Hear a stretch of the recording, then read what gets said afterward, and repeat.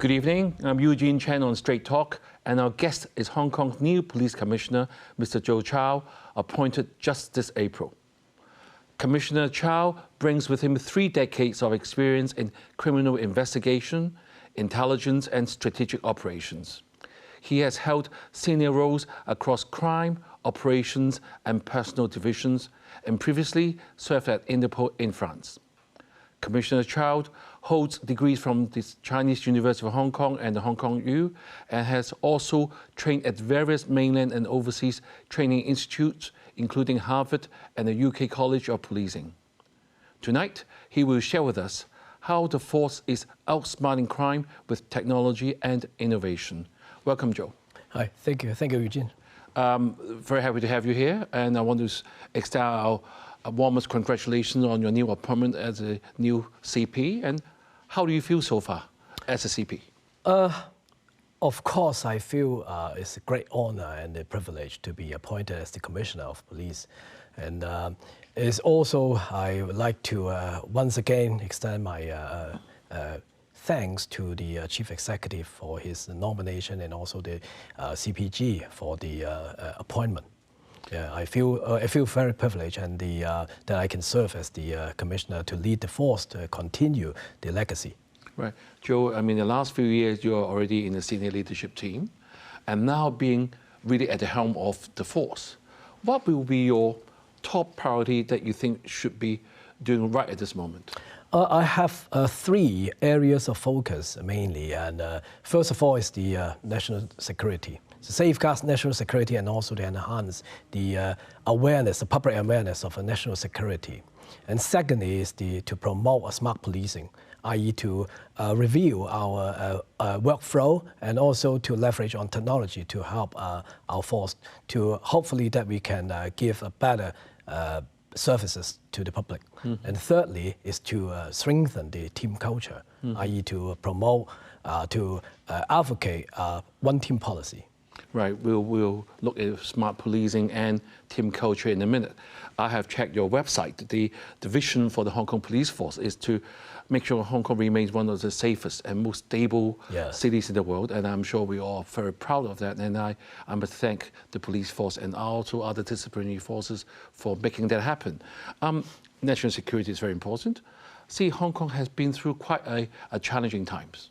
Yep. Since 2014 until recent 2019. So things have moved quite rapidly now. And you mentioned about smart policing. Has that got to do with if you look at the landscape now, the crimes used to be robbery, theft, burglary and all that, and now a lot of it is cyber crimes or scams. So is smart policing targeting at that for the population? Yes and no. To be honest, the overall crime situation has been stable for years, and I wouldn't take it for granted because of course, it's counted for a lot of hard work behind the scene by our officers. But how to leverage on the technology, hopefully that we can at least to enhance the operational efficiency and effectiveness, it is our main focus. Mm-hmm. Let's go back to those deception cases. It's getting more and more. Can you share with the viewers who are the typical sort of victims and what is a usual thing that will happen to them and how can we prevent that from happening to us?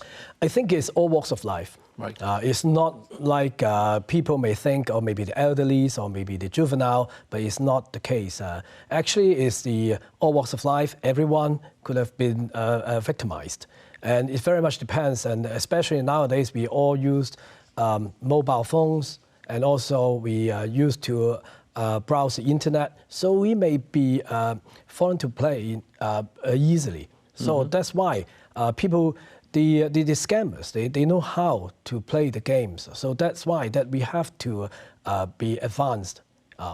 At least we can't be that reactive like other crimes.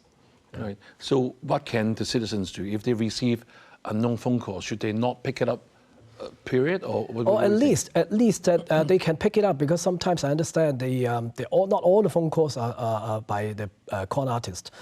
Some of them are genuine calls, but at least when they spoke to the the unknown people, that at least when they were asked to pay money, or if that people that they claim to be mainland officials, that at least they have to be very, very cautious. Right. Because we have been doing quite a lot, especially in the publicity side, that trying to tell the public, okay, what should they be aware and how to prevent from being victimized.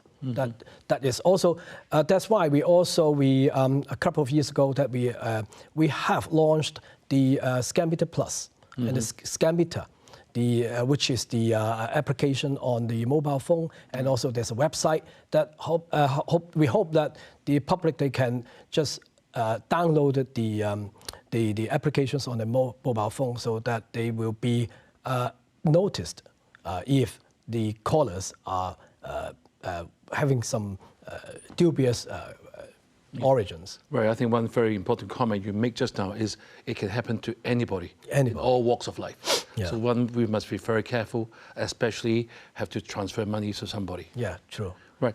When you talk about smart policing, are you mentioning things like artificial intelligence or facial recognition? What exactly do you mean by smart policing? The first step would be some hardware. Right. You can see we have the project Smart View, which is talking about the installation of CCTV around the territory. So right now, like last year, we have launched this project and have already installed 685. 615, sorry. Right. And then this year we will continue to install another 1,385. Right. Total 2,000, and then for the year after that we will continue. We will continue this project. But looking at the effectiveness, we find it's really, really effective, because talking about last year, only some 600 CCTV. We have already, based on this CCTV, we have already detected 126 cases in a very small, in a very short period of time. Even for some very serious crime like murder and robbery, etc. But talking about this first quarter in 2025, the number of cases detected because of using this technology have already been twofolded, talking about 226. So we can see the effectiveness. And of course, the next part, I wouldn't take it for granted, because behind the scene, a lot of our officers, they use countless, tirelessly, and then they try to view all the CCTV. But of course, the next step would be how to optimize the result by using technology. Say, for example, the artificial intelligence that you have mentioned, right, that we can use the AI. Right now, a lot of other countries, they are also using the AI to analyze the CCTV, so that we don't need to rely on officers to sit in front of the monitor to take hours to view the CCTV footage. And apart from this CCTV, we hope that we can also use other means to enhance what we can help the public. Say, for example, we have the HKSOS, another mobile phone application, and which is for rescue. And then we can use the real-time location tracking to help people that if they want to go for some outdoor activities, that if they have encounter any problem, so that we can at a very short period of time, then we can already locate. Right. And already we have saved almost 200 people because of this. I think this Hong Kong SOS AI is quite well publicized in the news. That I think the police force actually have received an international critical communications award in Dubai recently. Yes. I think I think being a Hong Kong person, we are very, very proud. And actually, since you mentioned about the CCTV, I'm just wondering, because to the viewers, they may think 2,000 is a lot, but if you compare to, because of my different work, I have managed to know that we are far less in Macau, far less in Singapore, not to mention London. So shall we even have more CCTV for Hong Kong? Yes, of course. To be honest, right after we have launched the project, and I have met a lot of community leaders, politicians, and some other members of public, and some of them, they even asked whether we can speed up the installation, and also or to install some CCTV, some set of CCTV around their neighborhood because they feel safe. Yes. This is, but once again, I have to emphasize that it's not the, a lot of hard work behind the scenes by my officers. Right. Since you mentioned about installing the hardware, how about sort of training for your officers, because they need to be able to combat all these cyber crimes and uphold cyber security. Any plans in terms of training, in terms of making them even more sort of better in this? Yeah, we have the CSTCB, the Cyber Security and Technology Crime Bureau, and handling about almost all the technology crime. But underneath, they have the Cyber Training Center of Excellence that provides different sorts of related training courses for our officers. Apart from that, we have also formed up auxiliary cadre. It's an auxiliary of police officers because some of them, they are from the IT industry. So they have the expertise, they have the knowledge. So we ask them to form up a cadre and then to help. And we have the every region, land region, that we will also form up a technology crime initial response cadre, so that they will be trained to speed up, to speed up all the investigation. Apart from that, we also send, like last year, we sent 30 officers for a distant learning master degree course at the University College Dublin. Oh, yes. And this is for the, at least to let them to have more, better equipped for all this kind of, and then internally that we have the PTV, what we call is a PTV. It is the intranet, on our intranet that we can spread all this kind of training materials through this PTV, so that it's just like some other social media, but it's internally used. Right, CP, time for a quick break now. And please don't go anywhere, we won't be long. Welcome back. You're watching Straight Talk with Eugene Chan, and we are back with Police Commissioner Joe Chow. We've been talking about smart policing with the latest technology. So CP, you have assured us that in 2025, one of your top priority is using smart policing to help to make Hong Kong even a better, safer and more stable place. Just now you mentioned about CCTV, and we mentioned that we should have more CCTV, but when that happens, there will be undoubtedly some concern from the community saying about how do you balance between surveillance and privacy.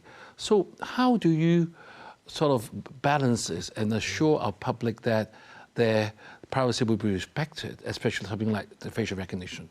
Over the past decades that we have actually accumulated a wealth of experience in this regard, and also we are committed to complying with all the requirements of the Personal Data Privacy Ordinance.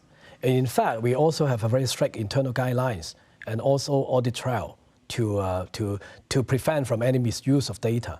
So I think that we have been attached great importance in this regard. Right, so nothing to be concerned? No.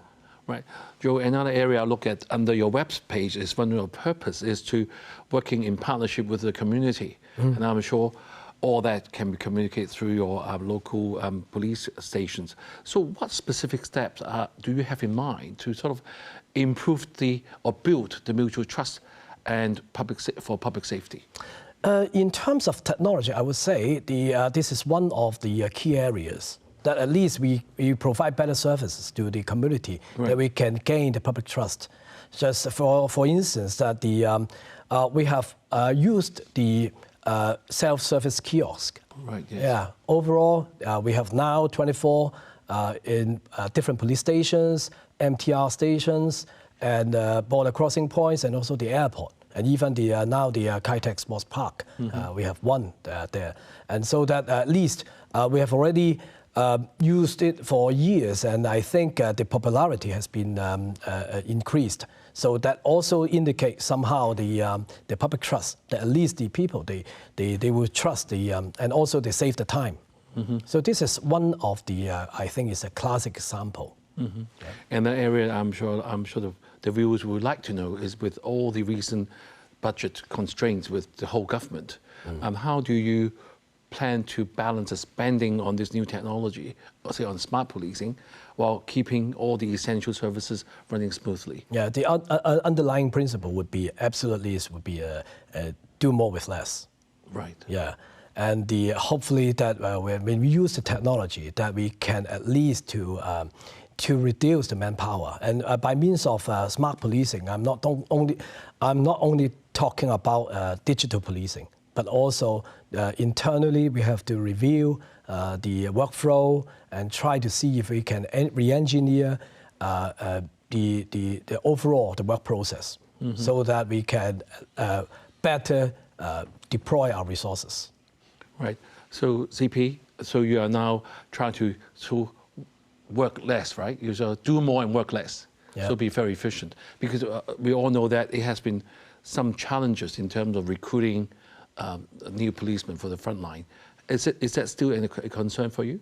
It used to be, yeah, but because of the shrinking labor market, right. there's the workforce in the labor market. But right now, last year, we have already been successfully recruited like over 1,000 officers, including the constable and also the inspector. So it almost the same level as before the COVID. Right. So I think the situation we have just around the corner, and of course, but well, there are always rooms for improvement that we will continue, and we will try to have more different new initiatives, and also, well, again, talking about smart policing, that we have another mobile applications for recruitment. So that the people, if they want to join the police, they want to get more information, they don't need to surf the website. They can just download the application, and also there are a lot of information and materials, and also they can make the applications there. So they can also check the progress of the application. Oh, really? Yes. So I hope that yet again that we can recruit more talents that to join the police, to serve the community. And this is, and also just like earlier this month, we have just the new group of graduates from the cadet training. We worked alongside the 3 higher level institutes for the DAE, the Diploma of Applied Education. So the 116 new graduates, they will join the police once we find that they are suitable later in July. And hopefully that I will see all the 116. Right, and also we know that Hong Kong is a sort of a very wide sort of community-based community, whereby we have a lot of ethnic minorities as well. Do we still have sort of more ethnic sort of new police officers? Oh, yes. Absolutely. This is the, like in Yau Chim, we have the Project Gemstone, and then in Yuen Long, we have the Project Himalaya. So this is all the projects internally. We have different police districts. We have different kind of programs depending on the overall situation of that particular district. So to help, at least to help the ethnic minorities, to say, for example, well, at least to train up their Cantonese or Chinese. Yes. Because some of them, they were born here. Maybe their Chinese education maybe is not up to standard, but at least after the Project Gemstone for over 10 years, already over 100 joined us. And also, I mean, we often sort of, since you're here at CP, I want to ask you sort of more direct questions now at Straight Talk. We do sort of read from newspapers that sometimes there may be some police officers sort of misconduct, just like any other organizations. So anything that you would sort of enhance their integrity before they join the force, because inevitably it does affect the image of the good work that everybody have done. So will you do anything about that at all? I can't agree more with that, your statement that, well, honestly, the overall figures are still stable, but I would say one is just too many. One is just too many. Indeed. So yes, before the recruitment, before we take on strength, that we will do a round of drug test, for example, and also some sort of test to ensure that we recruited the right caliber to join the force, because we know that public will have a high expectation on the integrity on police officers. Right, and in the last part of the show, I'm sure the viewers would like to know more about the area that you just mentioned that is very important to you is sort of team culture. We know that the police department is a large department, up to 30,000 people or more. You have a lot of frontline officers and also frontline constables and also officers. How do you make them gel, especially, for example, if you sort of give a command, it goes down to the region, to the district. How does the message clearly communicated with the officer and vice versa? How do you do that? Well, we have 181 years of history. It's a very fine culture internally, especially in the past 20 years that we have placed a lot of emphasis on the internal communications. So of course, I have to make sure that all the message will be spread to different levels of our officers to make sure that we are on the same page, that we won't be having any misunderstanding, miscommunications. And this is my role, and this is also my duty. So I have already discussed with my core management team and to ensure that it will continue to be like that. And talking about team culture, this is, well, we will continue to try to, to give better support to our frontline officers. So that in terms of training, in terms of career opportunities, etc. Right. CP, we mentioned earlier that Hong Kong is one of the safest cities, and we should not be complacent. If you like to speak to the community now, what message will you tell them so that they can support your work? Yeah. We will continue our work, and we will continue to ensure Hong Kong to be one of the safest and most stable societies in the world. Thank you, Commissioner Chow, for sharing with us your objectives and your plans and the good work that you have laid down for our police force. And as you have shared, our city continues to be one of the safest in the world. And we know that with continued vigilance and public cooperation, Hong Kong will remain a safe and secure place for all. That's all from Straight Talk from me, Eugene Chan, and see you next time.